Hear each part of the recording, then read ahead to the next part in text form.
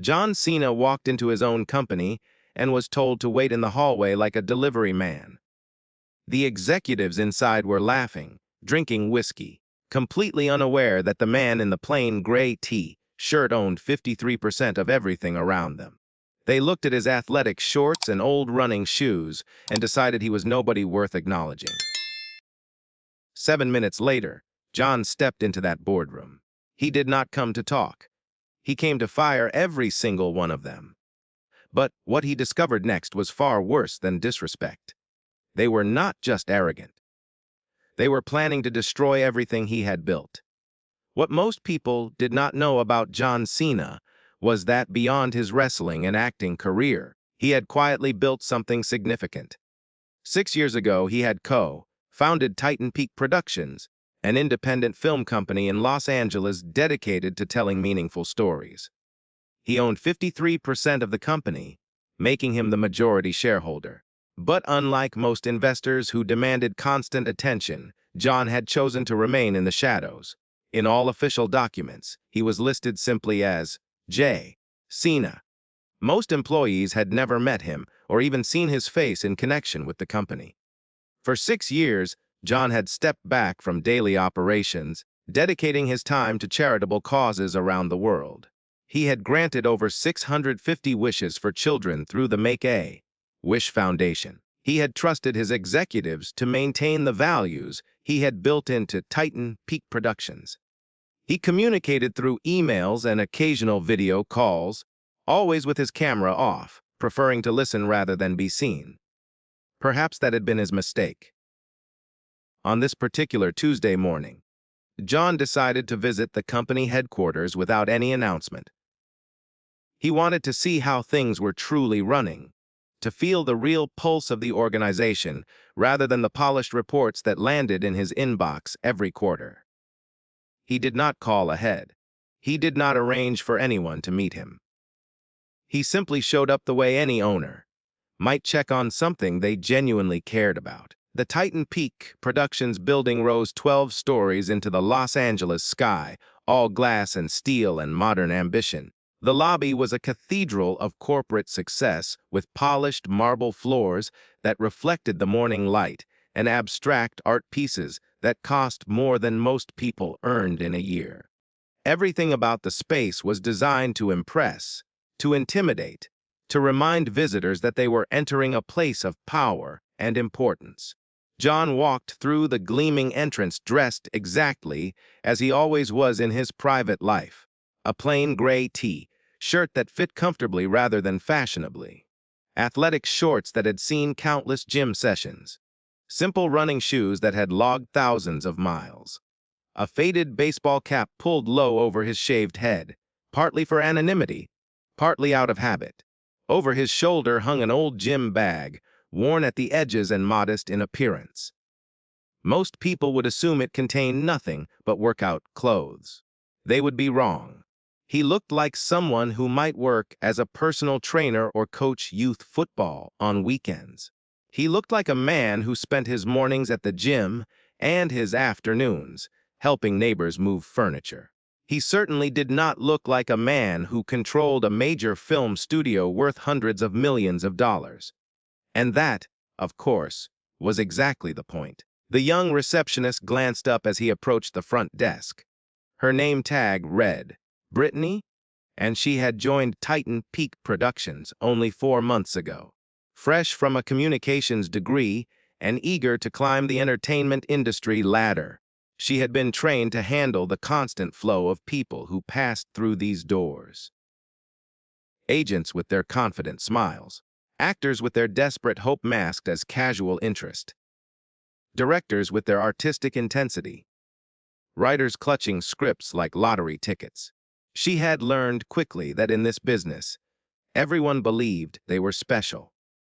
Her job was to sort the truly important from the merely hopeful, and she had developed a keen eye for the difference. She looked at the man standing before her. There was something familiar about his face, even partially hidden beneath that baseball cap. That massive frame, that clean-shaven head, those kind eyes. Recognition flickered across her mind like a half-remembered song. John Cena, the wrestler turned actor. She had seen his movies when she was younger. Her brother had been obsessed with WWE, watching every match, memorizing every catchphrase. But that was years ago, was it not?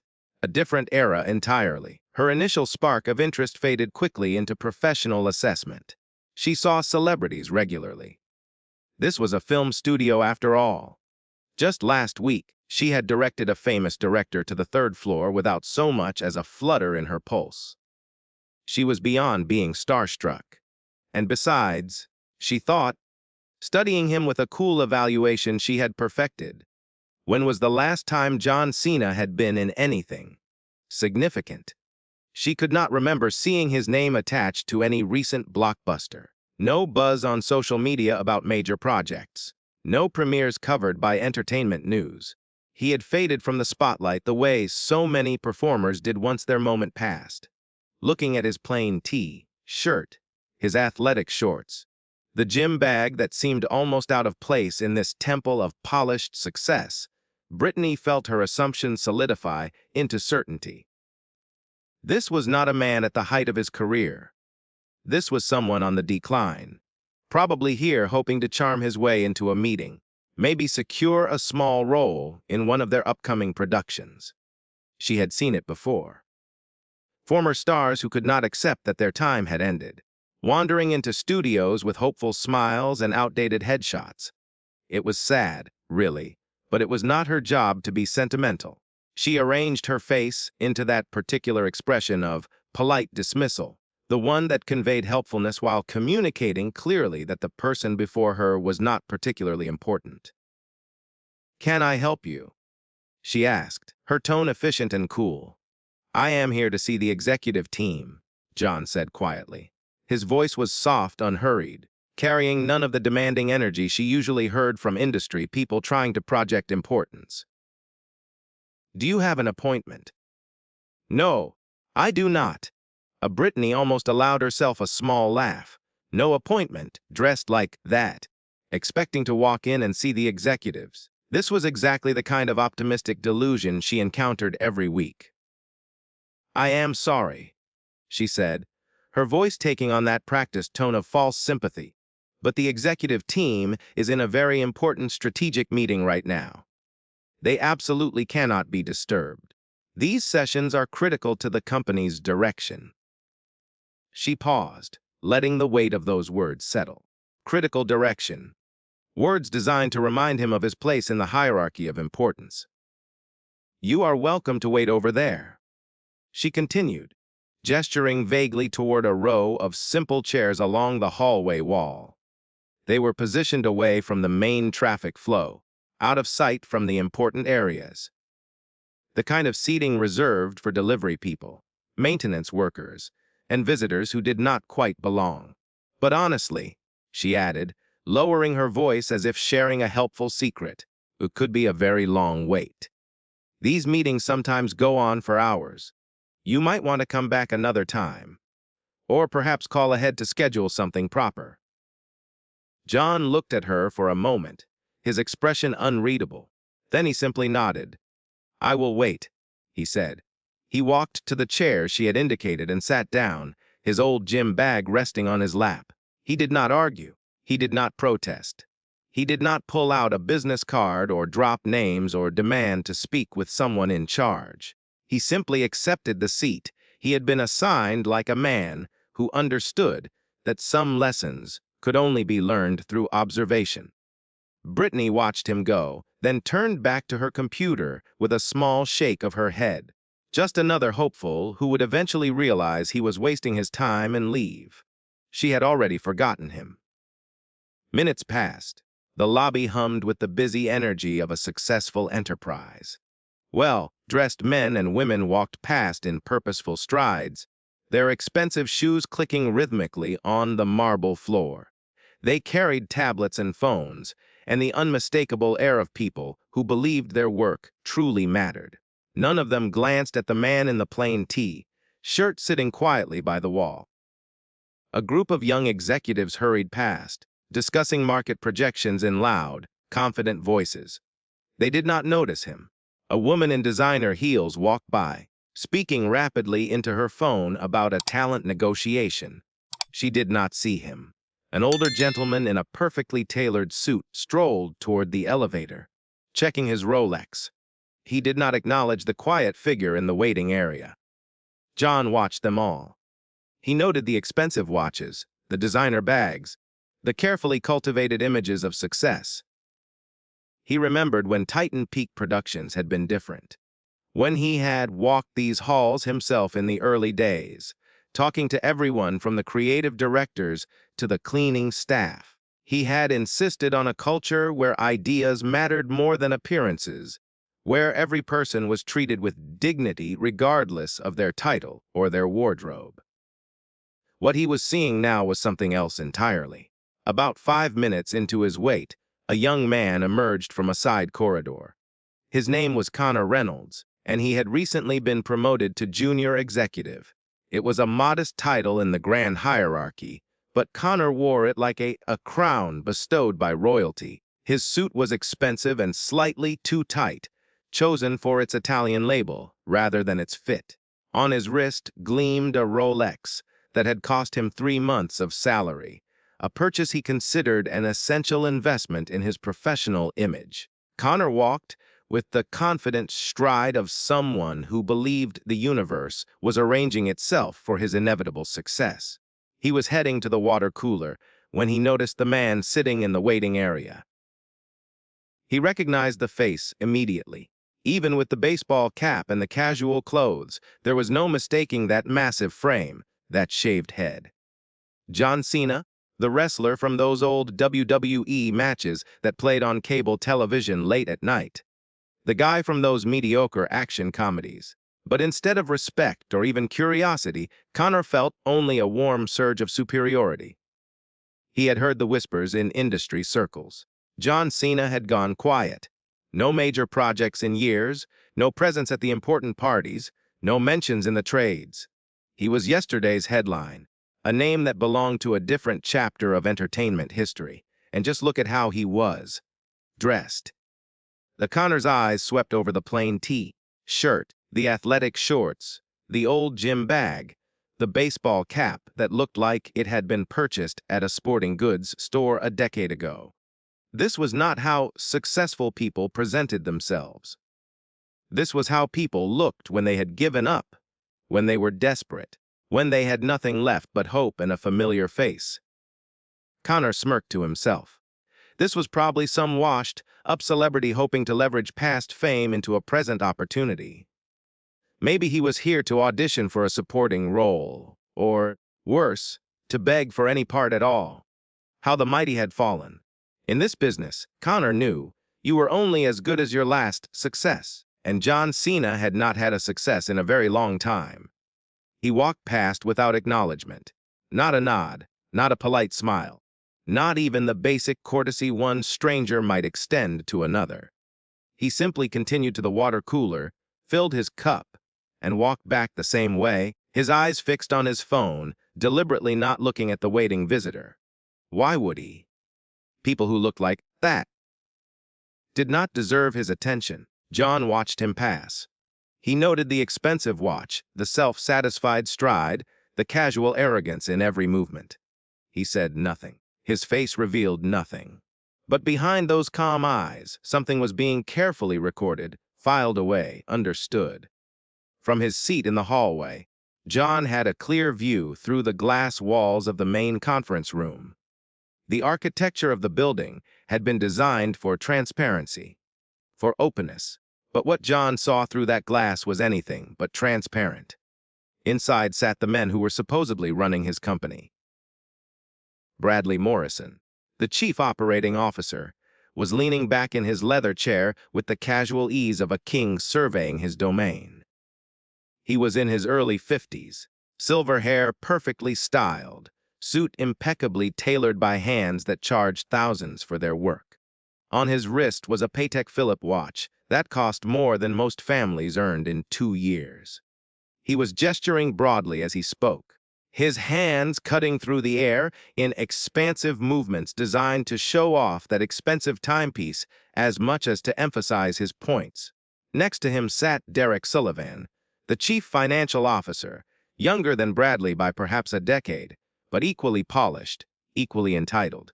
He was nodding along to whatever Bradley was saying, occasionally adding comments that made both men laugh with the comfortable ease of inside jokes. On the table before Derek sat a crystal glass of whiskey, amber liquid catching the afternoon light. It was barely past noon, but apparently the rules about drinking during business hours did not apply to men at this level. Near the coffee station hovered a third figure, Travis Whitman, the chief of staff, whose primary function seemed to be agreeing enthusiastically with everything Bradley and Derek said. He laughed at their jokes half a beat too late. He nodded with excessive energy. He refilled their cups with the attentiveness of a servant rather than a colleague. The perfect portrait of a man who had learned that advancement came from flattery rather than competence. They called this gathering a strategic planning meeting. The calendar invitation probably used important words like synergy and optimization and forward momentum. But John could see the truth through that glass wall. This was not strategy. This was not planning. This was three men enjoying the comfortable fruits of positions they had not earned, insulated in a bubble of privilege they had built around themselves. John remembered when he had promoted Bradley and Derek years ago. When Titan Peak was still finding its footing, he had seen ambition in their eyes and mistaken it for dedication. He had seen hunger and assumed it was passion for the work itself. He had trusted them to be stewards of something he cared about, never imagining they would transform themselves into kings. The company he had founded on principles of hustle, loyalty, and respect had been hollowed out from the inside.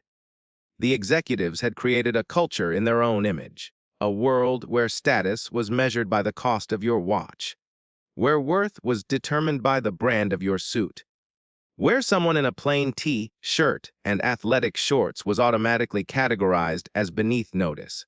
They had built exactly the kind of environment John had always despised. 7 minutes had now passed since John had sat down. 7 minutes of being ignored while he watched his company operate under a philosophy that was the complete opposite of everything he believed in. No one had come to check on him.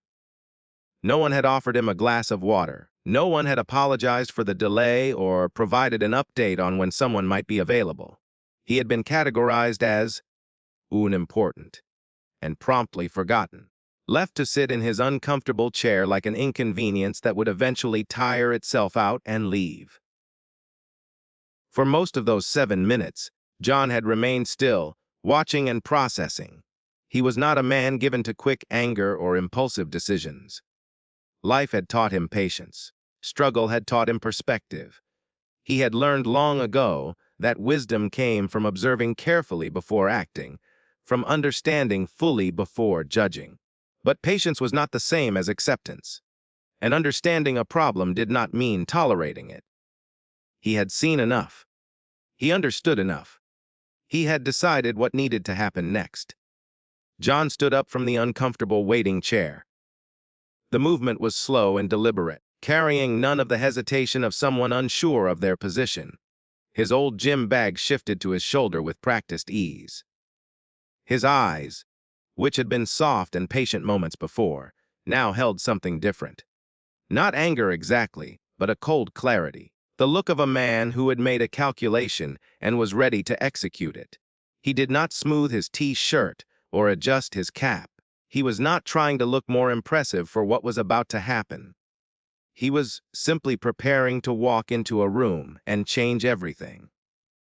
Without a word to Brittany, the receptionist who had dismissed him, without seeking permission from anyone, John began walking toward the glass-walled conference room.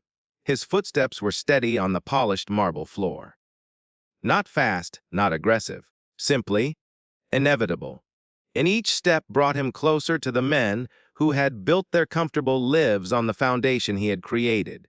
The men who had transformed his vision into their personal kingdom. The men who had no idea that the person they had treated like an irrelevant nuisance was about to become the most important figure in their professional lives.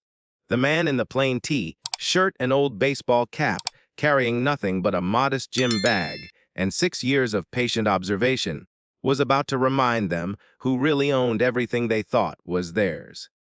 John did not knock. He simply placed his hand on the heavy oak door of the executive conference room and pushed it wide open. The movement was smooth and unhurried, carrying the quiet authority of someone who had every right to be exactly where he was. The sound of laughter died instantly. Bradley Morrison had been leaning back in his leather chair, mouth open mid-sentence, one hand frozen in an expansive gesture.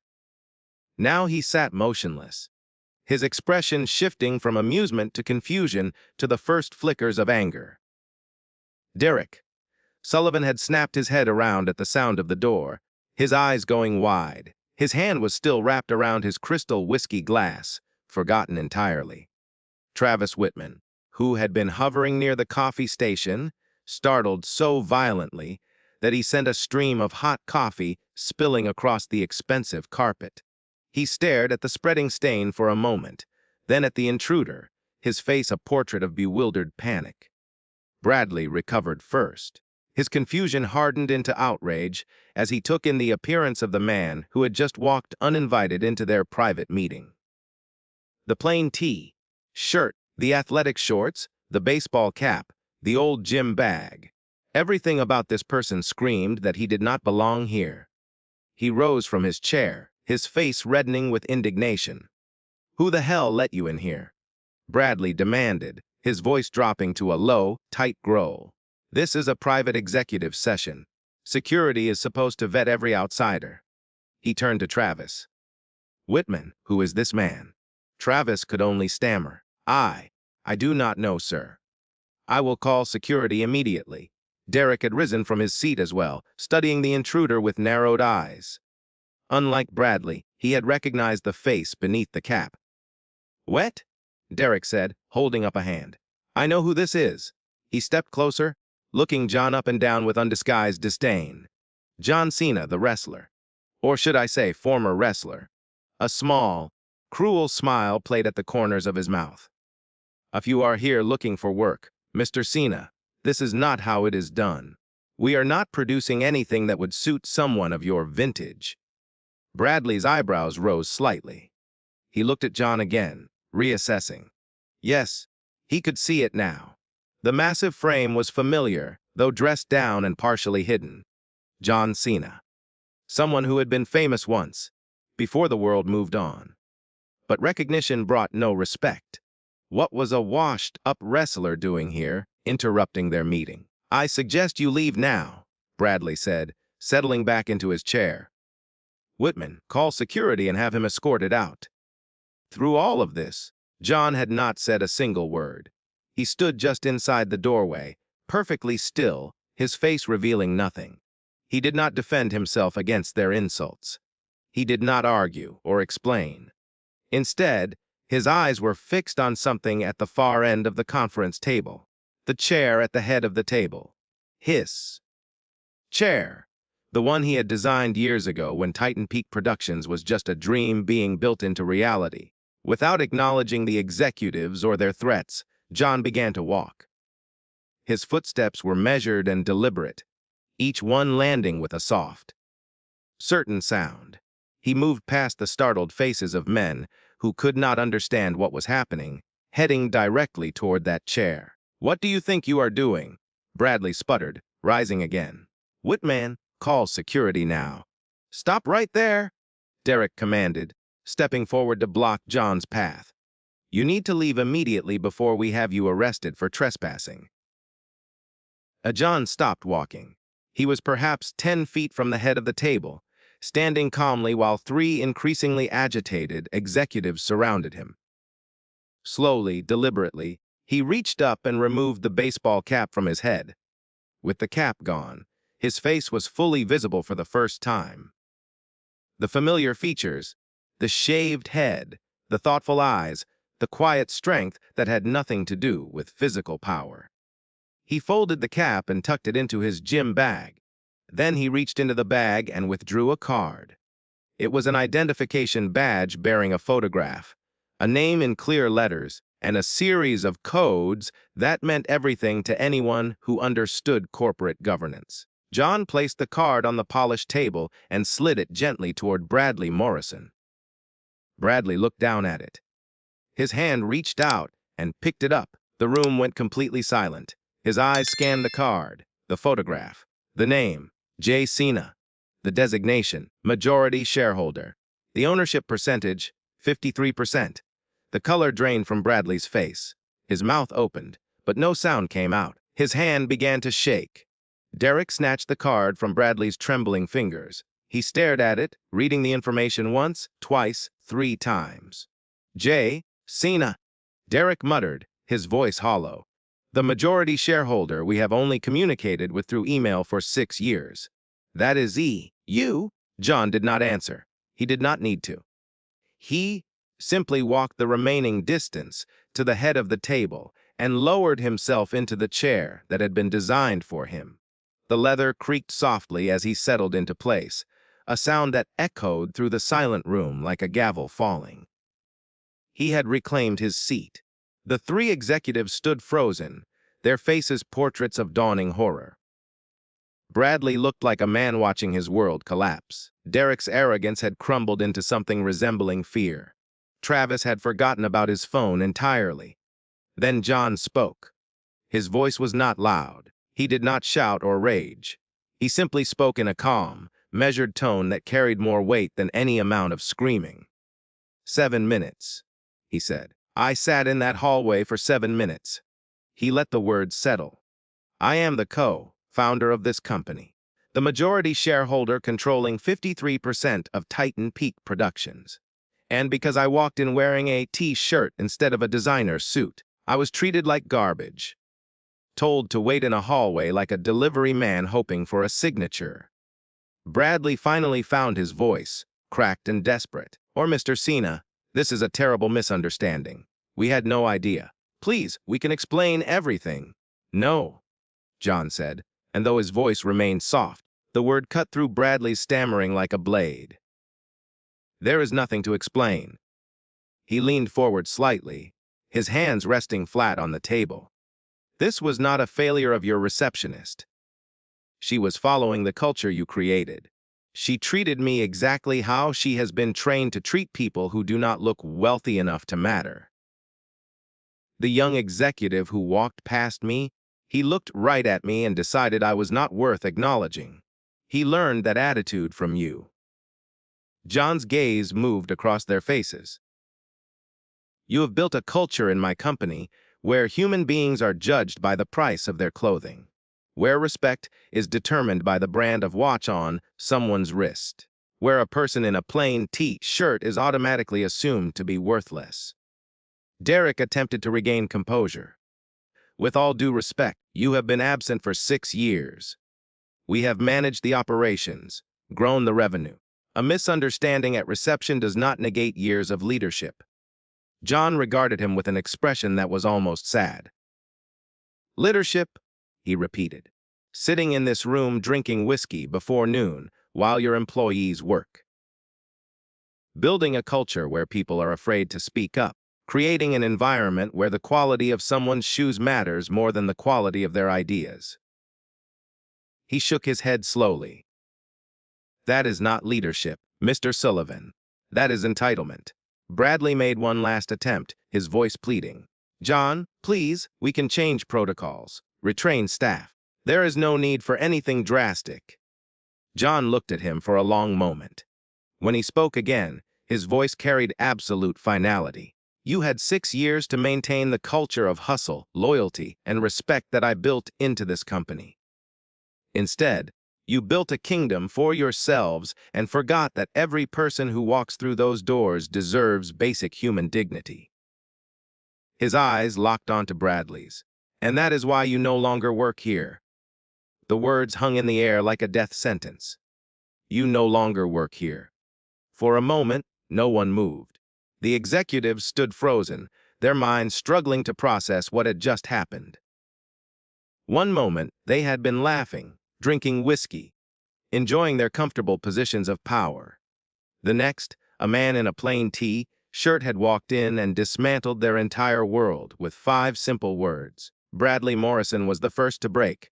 "This is insane," he shouted, slamming his palm on the conference table with enough force to rattle the crystal glasses.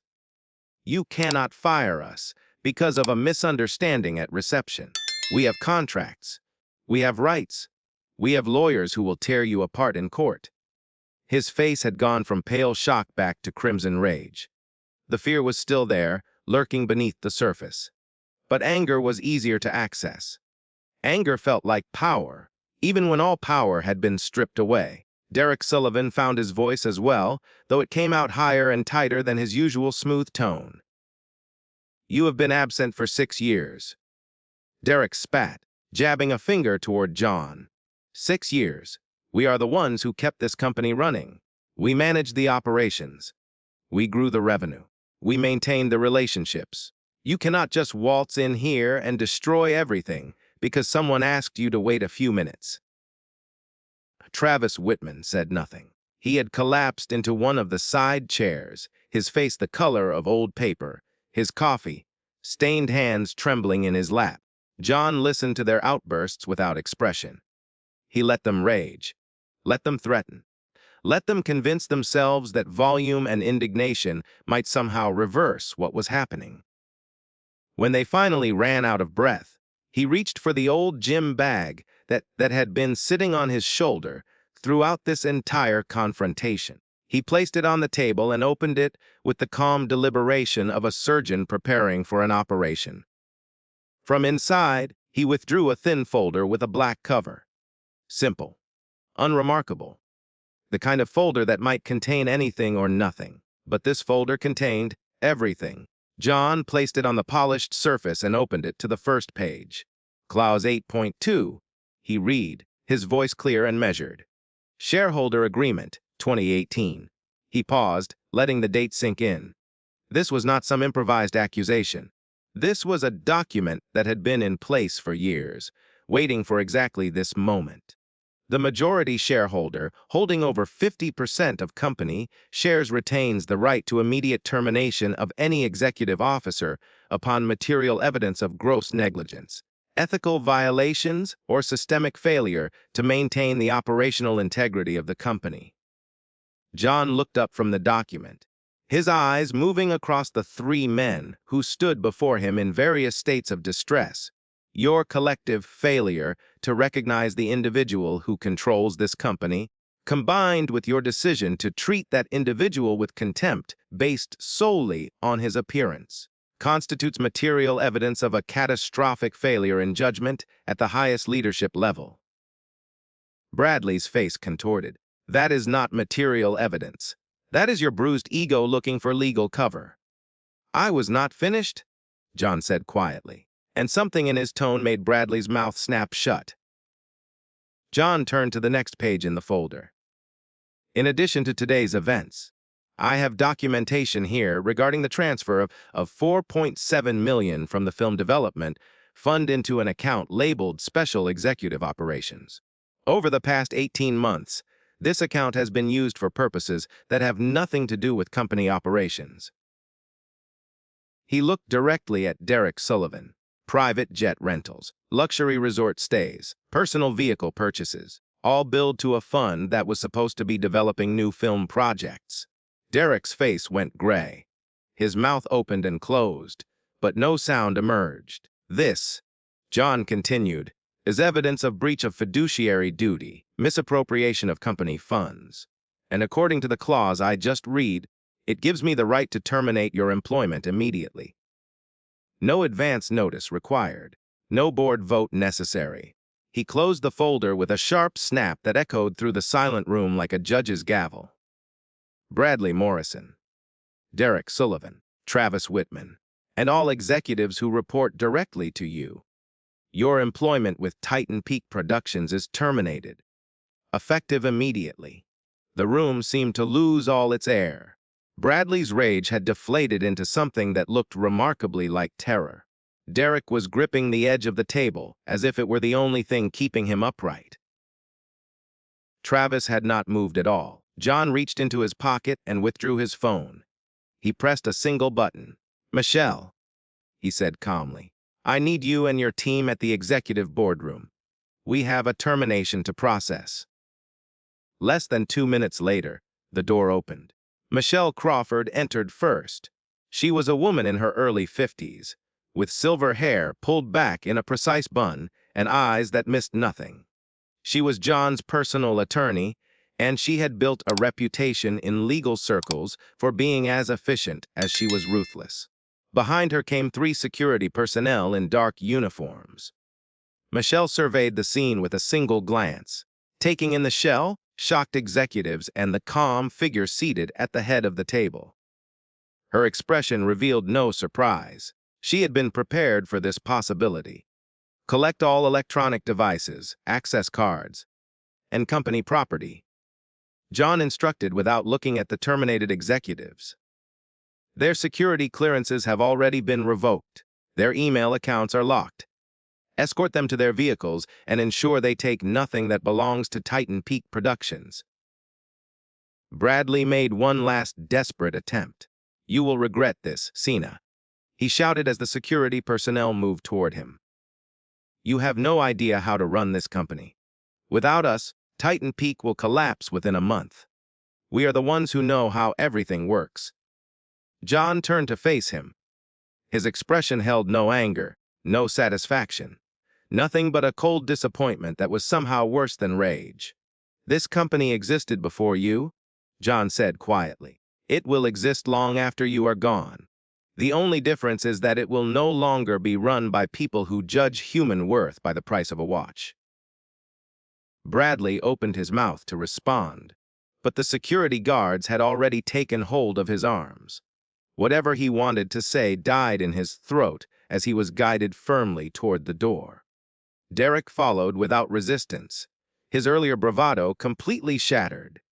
Travis had to be helped to his feet, his legs apparently unwilling to support him.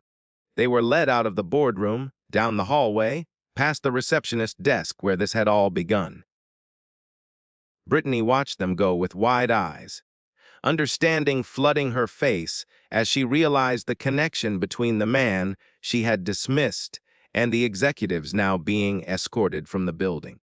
The laughter that had filled this room just 15 minutes ago had been replaced by the heavy shuffle of feet walking toward the end of their careers. John remained standing at the head of the conference table, watching the now empty doorway. The expensive cologne that Bradley favored still lingered in the air. The crystal whiskey glasses still sat where they had been abandoned, amber liquid catching the afternoon light. Michelle was already on her phone, coordinating the systematic lockdown of all accounts and systems associated with the terminated executives. Her voice was calm and professional, handling the destruction of 3 careers with the same efficiency she might use to order lunch. The door opened again, softly this time. John turned, expecting perhaps another security guard with a question. Instead, he saw a man he did not immediately recognize. He was middle-aged, dressed simply in a button-down shirt and khaki pants. No expensive suit, no designer accessories. In his hands, he clutched a tablet computer like a shield. His expression was nervous but determined, the look of someone who had made a difficult decision and was committed to seeing it through. "Mr. Cena?" the man asked, his voice quiet but steady. "I apologize for the intrusion. My name is Nathan Brooks. I am the Director of Technology and Security for Titan Peak Productions." John studied him for a moment. The name was familiar. He remembered it from the quarterly technical reports he had reviewed over the years. Detailed documents about system infrastructure and data security. Nathan Brooks had been with the company for 9 years. He had built most of the digital architecture from scratch. "I need to speak with you," Nathan continued, "before the news spreads, before they have a chance to cover their tracks." John nodded slowly. "I am listening." Nathan stepped further into the room, glancing at Michelle as if unsure whether to continue with her present. John gave a small nod of reassurance. "What you did today, firing Bradley and Derek." Nathan began, his words coming faster now. You made the right decision. But you do not know how right you were. You do not know what they were really planning. He opened his tablet and began scrolling through files. 5 months ago, I discovered some irregularities in our systems. Encrypted files being sent to external servers. Video conferences with participants I did not recognize, held on secured channels that bypassed normal company oversight. Nathan looked up, meeting John's eyes directly. Bradley and Derek were in secret negotiations with Apex Media Corporation. They were planning to sell Titan Peak Productions. John's expression did not change, but his eyes narrowed almost imperceptibly. Sell the company? Not exactly sell, Nathan said, his voice hardening. Worse. They were planning to strip it. Transfer the most valuable assets, the film library, the screenplay rights, the international distribution contracts, into a new subsidiary controlled by Apex. Everything that makes Titan Peak valuable would be moved out. And the rest? John asked, though he already sensed the answer. The rest would be left to die. The studio facilities, the production equipment, the ongoing projects, and most importantly, Nathan's voice cracked slightly, the employees. More than 900 people work here, Mr. Cena. 900 families who depend on Titan Peak for their livelihoods. Under Bradley's plan, the company would declare bankruptcy within a year. All those people would lose their jobs. He paused, steadying himself. But Bradley and Derek, they had already negotiated their exit packages. Millions of dollars in severance. Senior advisory positions at Apex. They were going to gut the company you built, destroy the lives of everyone who works here, and walk away rich. The room fell silent. John sat motionless, processing what he had just heard. His hand slowly closed into a fist on the table's surface. Why did you not report this through official channels? He asked, his voice calm. But there was an edge beneath it now. Nathan lowered his head. I tried, Mr. Cena. 4 months ago, I submitted a report to Bradley through internal audit. I documented everything I had found. I thought he would want to know. I thought there might be an innocent explanation. He laughed bitterly. A week later, Bradley called me into his office. He looked at me and said, if you continue involving yourself in matters above your pay grade, you will be the first one let go when we restructure. He made it very clear what would happen to my career if I did not drop it. Nathan's voice grew quieter. I have 2 children, Mr. Cena. A mortgage. A wife who works part-time so she can be home when the kids get out of school. I could not afford to lose this job. I could not risk my family's security. He straightened up, meeting John's eyes again. But I also could not watch them destroy everything, so I kept quiet publicly. But privately, I documented everything. Every transaction, every secret meeting, every piece of evidence I could find. I stored it all, encrypted and hidden, waiting for a chance to use it. Waiting for today, John said softly. I did not know today would happen. Nathan admitted. But when I heard the commotion, when I saw them being escorted out, I knew this might be my only opportunity. I had to take it. John rose from his chair and walked slowly around the table toward Nathan. The younger man tensed slightly, uncertain what to expect.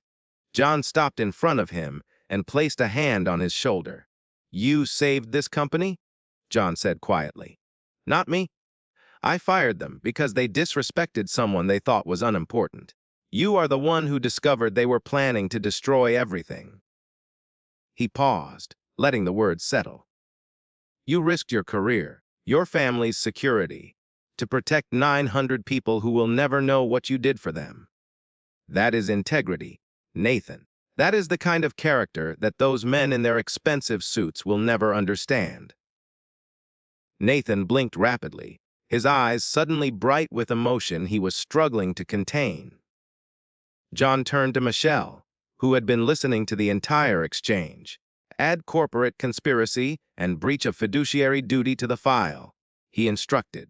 I want a complete audit of every transaction connected to Bradley and Derek. Everything they touched for the past 3 years.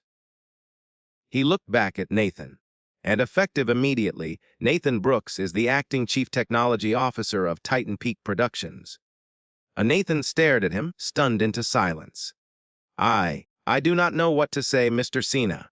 Do not say anything, John replied. Go secure our systems. Make sure Bradley and Derek cannot access anything remotely. Cannot delete anything. Cannot sabotage anything on their way out. He placed his hand on Nathan's shoulder once more. We have a lot of work ahead of us, and I am going to need people I can trust. Nathan nodded, a new resolve settling over his features. He turned and headed for the door with purpose in his stride that had not been there when he entered.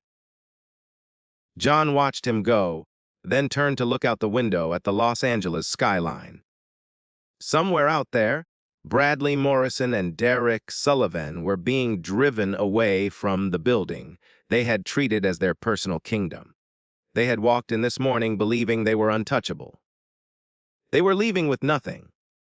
But this was not over. The executives had been removed, but the damage they had done to the company's culture ran deeper than any single termination could fix. The employees who had learned to judge people by their clothing. The systems that rewarded arrogance over integrity. The atmosphere of entitlement that had infected every level of the organization. All of it needed to change. And the 900 people who worked at Titan Peak Productions. The people who Bradley and Derek had been willing to sacrifice for their own enrichment. They deserved to know the truth. They deserved to know that their jobs were safe. They deserved to understand what kind of company Titan Peak was going to become. John turned away from the window. Michelle, he said, I need to address the employees, all of them, as soon as possible. The news spread like wildfire. Within an hour of Bradley Morrison and Derek Sullivan being escorted from the building, headlines were everywhere. John Cena fires entire executive team after being treated like a homeless person at his own company. Meridian Studios shares fluctuated wildly as investors scrambled to understand what was happening. Inside the building, the atmosphere was even more turbulent. Employees gathered in anxious clusters, whispering, checking phones, wondering if they should start updating their resumes. No one knew what came next. The uncertainty was suffocating. John understood this. The stock market would eventually stabilize, but the 900 people who worked at Titan Peak Productions could not wait. They needed answers now. I need to speak to everyone, he told Michelle, all employees, right now. I will be in the main atrium in 5 minutes. He took the stairs rather than the elevator, descending through the building he had helped create. The main atrium was an impressive space at the heart of Titan Peak Productions, a soaring open area where all 12 floors connected through balconies and walkways. Natural light poured in through a massive skylight above. By the time John reached the ground floor, hundreds of employees had gathered. They lined the balconies. They crowded the ground level. They pressed against railings, craning their necks to see. John walked to the center of the atrium. He did not climb onto a stage or stand behind a podium. He simply stopped in the middle of the open floor, surrounded by the people he was about to address. His plain T-shirt, his athletic shorts, his comfortable running shoes. He looked like anyone who might have wandered in off the street. The murmuring faded as employees realized he was about to speak. Hundreds of eyes fixed on him. The silence was raw and anxious. John did not use a microphone. His voice carried naturally through the open space. You have heard the news, he began simply. You have seen the headlines. You are scared. I understand. He paused, making eye contact with as many faces as possible. Bradley Morrison, Derek Sullivan, and every executive who reported directly to them are no longer employed by this company. They were terminated today, effective immediately. A ripple of whispers. John waited for it to subside.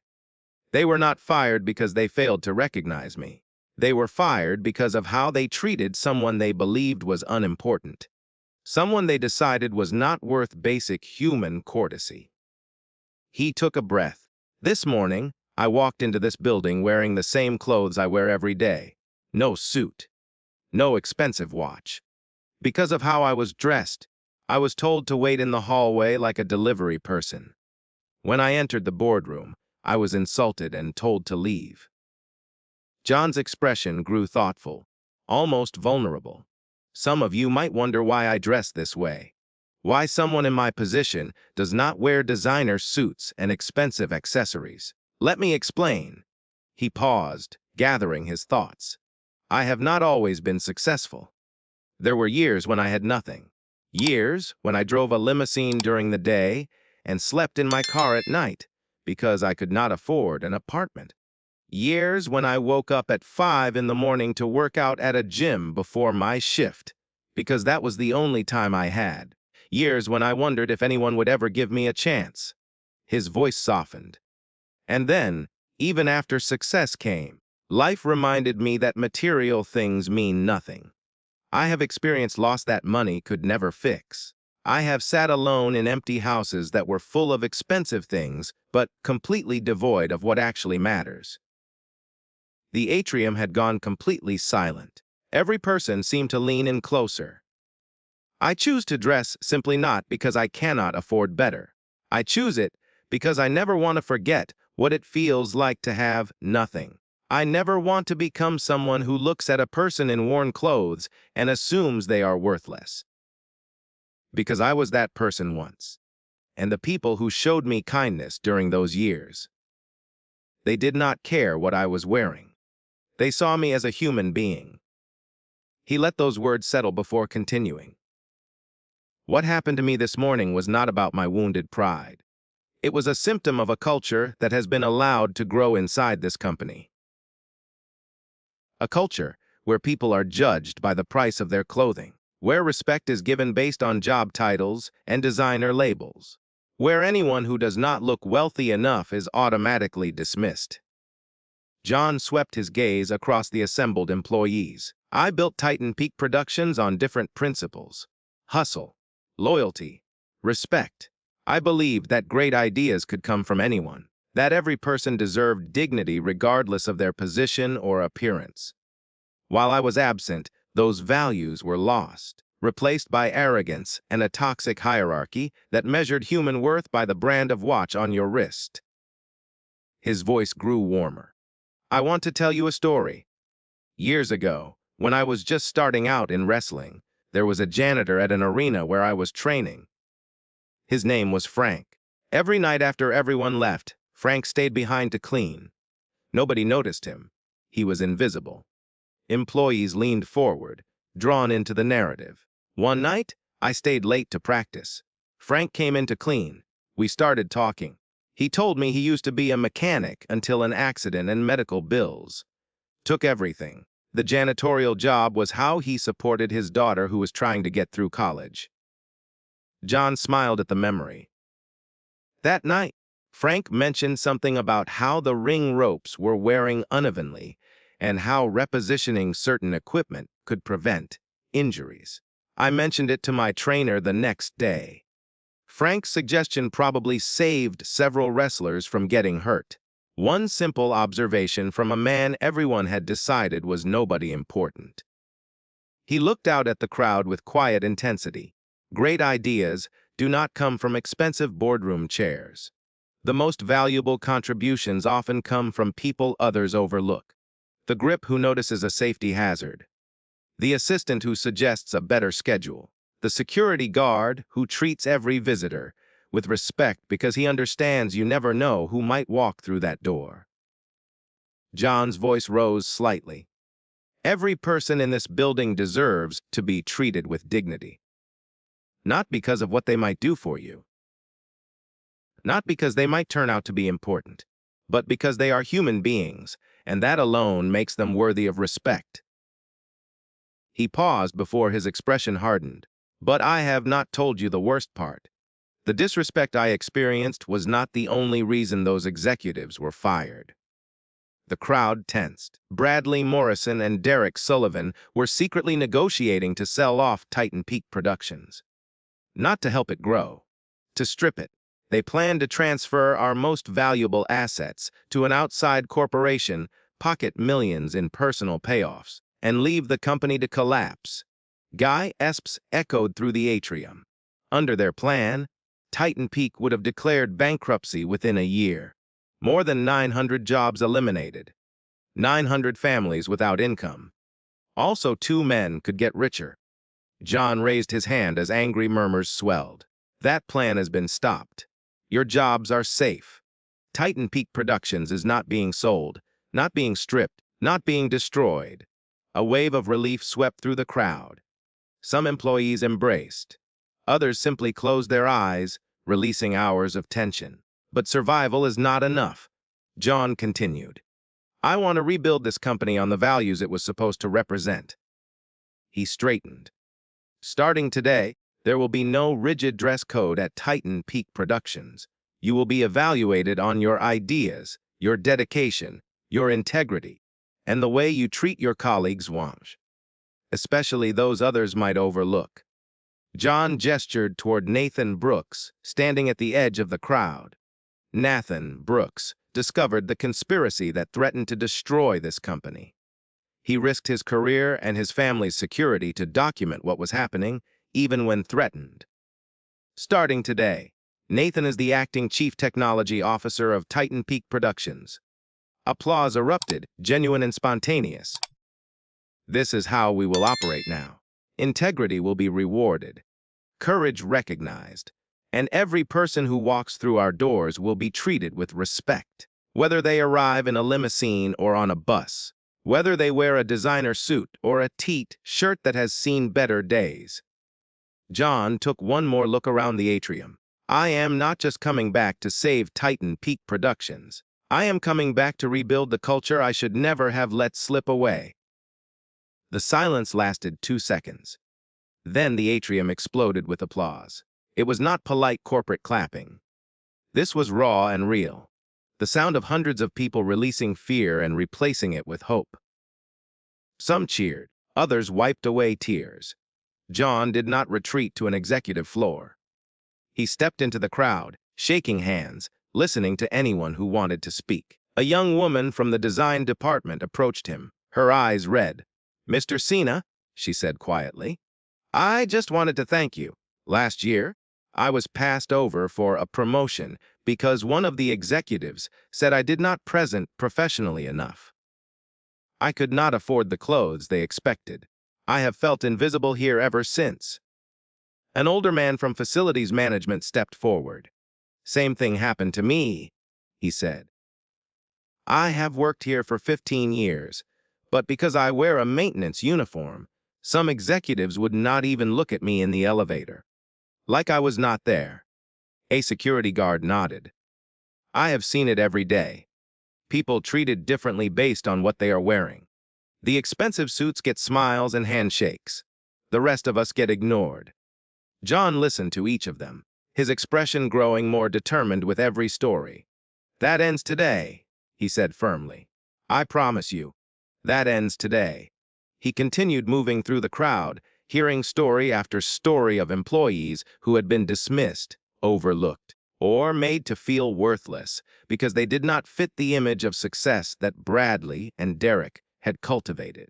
The sun was beginning to set outside the massive windows, painting the Los Angeles skyline gold and orange.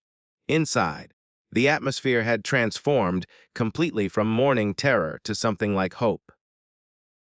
But John knew this was only the beginning. The toxic executives had been removed. The employees had been reassured. But there was still unfinished business. Bradley and Derek were out there, probably consulting lawyers, looking for ways to protect themselves. And there was still the question of what came next for them. Punishment, legal action, or something else entirely. John excused himself from the crowd with quiet promises to continue these conversations. He made his way back toward the conference room where Michelle waited with updates. The celebration continued behind him, but his mind was already moving forward. thinking about justice and mercy, about consequences and second chances, about what kind of leader he truly wanted to be. 3 days had passed since the terminations. 3 days of media frenzy, stock market fluctuations, and endless speculation about the future of Titan Peak Productions.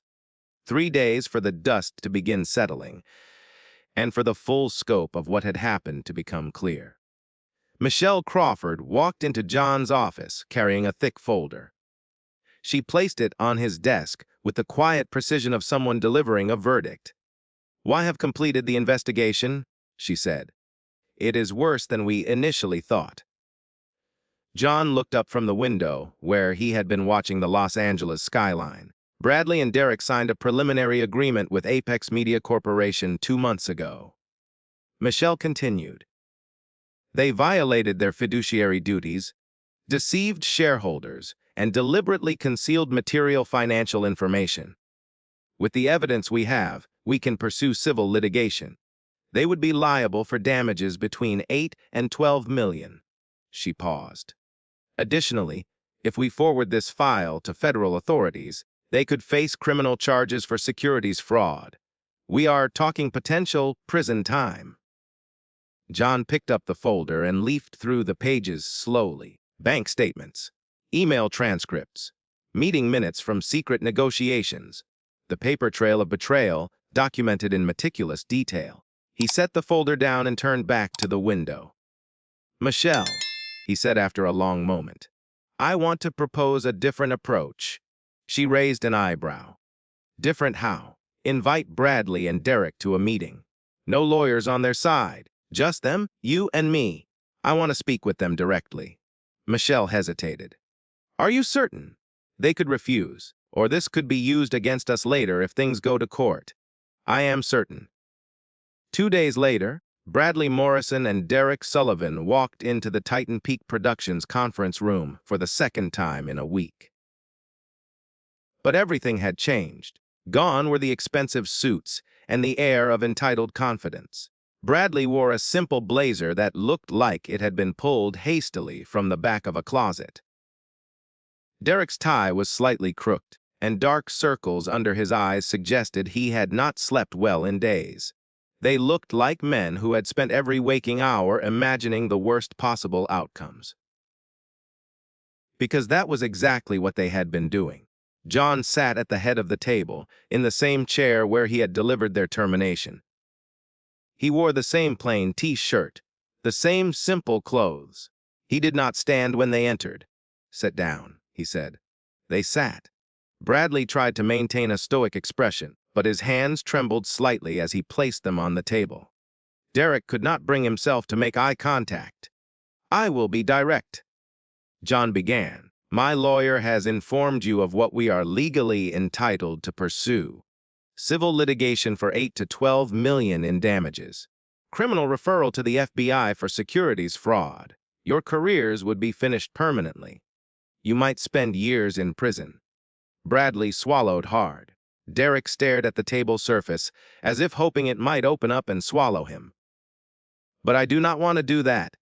Both men looked up, startled, confusion mixed with desperate hope in their eyes. "Not because I forgive you," John continued, his voice calm but firm.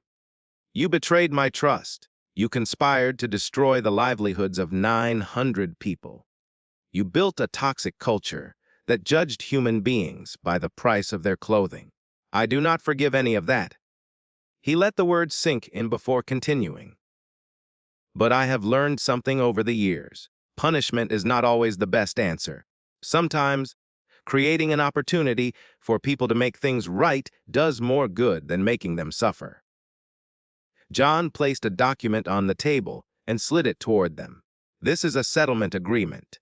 If you sign it, we will not pursue civil litigation, and we will not forward anything to federal authorities. In exchange, you agree to 3 conditions."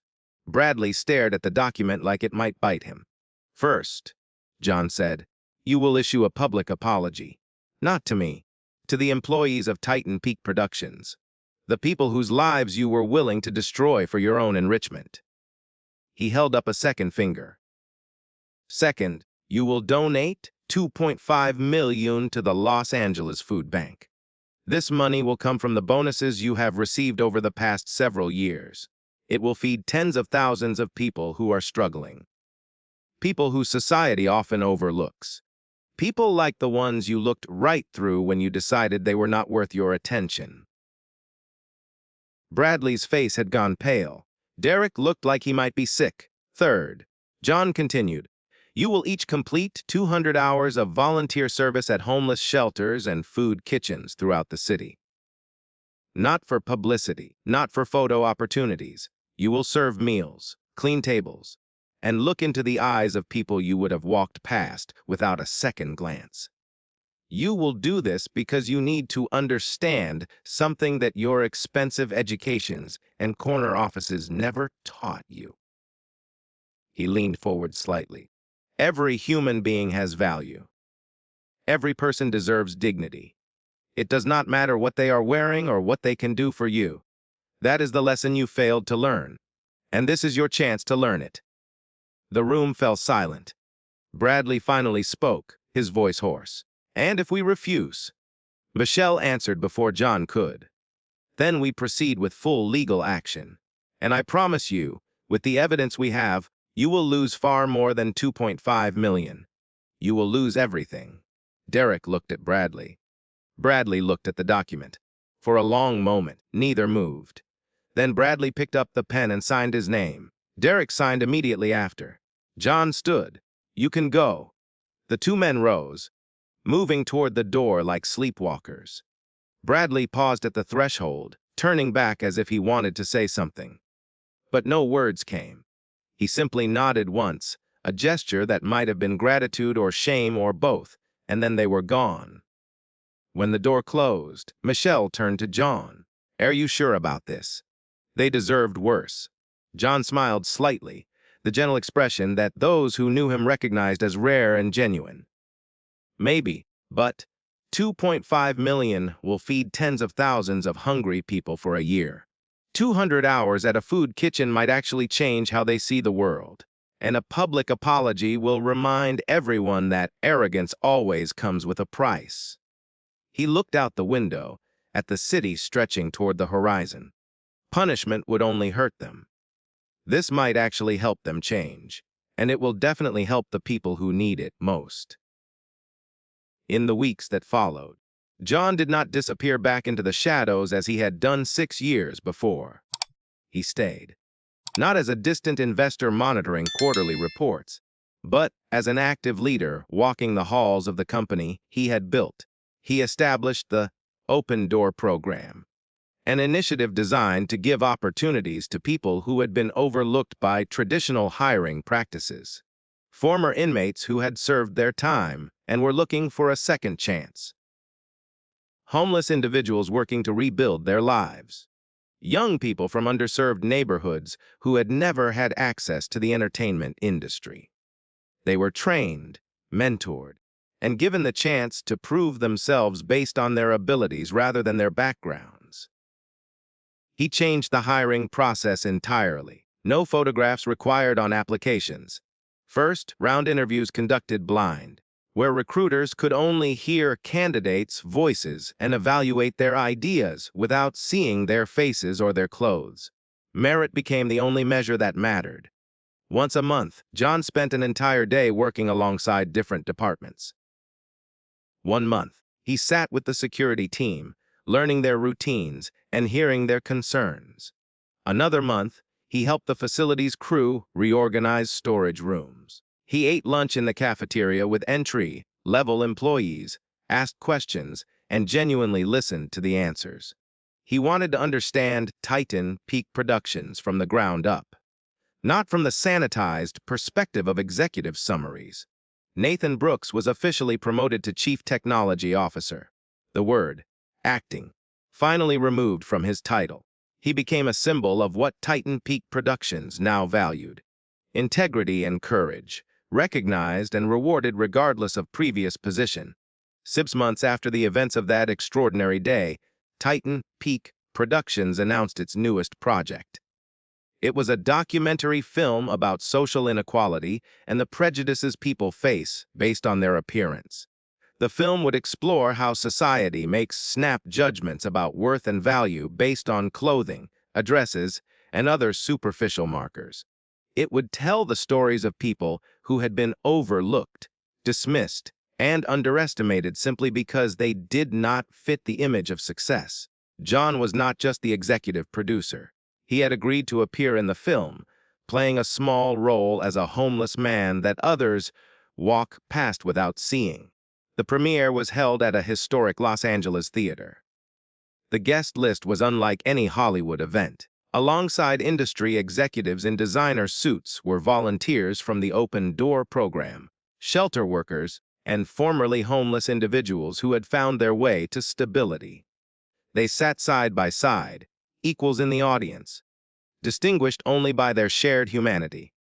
After the screening, during the press reception, a journalist approached John with a question that had been circulating since the story first broke. "Mr. Cena, do you have any regrets about firing your entire executive team just because they made you wait a few minutes?" John considered the question carefully before responding. "I did not fire them because they failed to recognize me," he said. "I fired them because of how they treated someone they thought did not matter, someone they assumed had nothing to offer them, someone they decided was not worth basic human courtesy based solely on appearance." He paused, choosing his next words with care. That is the true measure of a person's character. Not how they treat people with power. Not how they behave when they think someone important is watching. But how they treat the people they believe are beneath them. The ones they think they will never need. The ones they assume do not count. John looked out at the crowd, where guests in expensive suits mingled with people in modest clothing, all sharing the same space, the same conversation, the same moment. Real power is not about titles or appearances. Real power is using whatever position you have to lift others up, especially the people that society tends to forget. In a quiet corner of the reception hall, a man stood alone, watching the proceedings with an expression that was difficult to read. Bradley Morrison had completed his 200 hours of volunteer service 3 weeks earlier. He had served thousands of meals. He had cleaned countless tables. He had looked into the eyes of people he once would have dismissed without a thought, and something inside him had shifted in ways he was still trying to understand. He had not come to the premiere seeking attention or redemption. He had come because he needed to see what John had built, what Titan Peak Productions had become, what he himself had almost destroyed. When John finished speaking, Bradley joined the applause. It was soft, almost tentative, the applause of a man who understood that he was witnessing something meaningful, something he had nearly prevented from ever existing. No one recognized him, no one approached him, and perhaps that was exactly as it should be. And so, this is how John Cena reclaimed his company. Not through blind rage or vindictive punishment, but through principle and dignity. He transformed a moment of humiliation into an opportunity to redefine what corporate culture could be. He proved that leadership is not about commanding from above, but about standing alongside the people you serve. This story reminds us of a simple but profound truth. You can judge a company, an organization, or a person not by how they treat the powerful, but by how they treat those they believe to be unimportant. The receptionist, the security guard, the person in the worn T-shirt. These interactions reveal character in ways that boardroom presentations never can. Because true respect never comes with conditions. It is not reserved for those who can offer something in return. It is extended freely to everyone as a recognition of their fundamental humanity. And arrogance, no matter how well dressed, no matter how expensively adorned, always eventually pays its price. What do you think of John's decision? Was the settlement the right choice, or did Bradley and Derek deserve harsher consequences? Share your thoughts in the comments below. And if this story moved you, If it made you think about how we treat the people around us, please share it with someone who needs to hear it. Because sometimes the most powerful lessons come from the most unexpected places. And sometimes the person everyone overlooks turns out to be the one who changes everything. Thank you for following this story! Let us know in the comments below. If this story has moved you, and you'd like to stand with us in bringing more voices of truth and hope to light, please consider supporting our work. Even the smallest gift helps us continue creating and sharing these powerful stories. You can find the donate link in the description. And of course, don't forget to subscribe so you won't miss the next chapter we're preparing for you.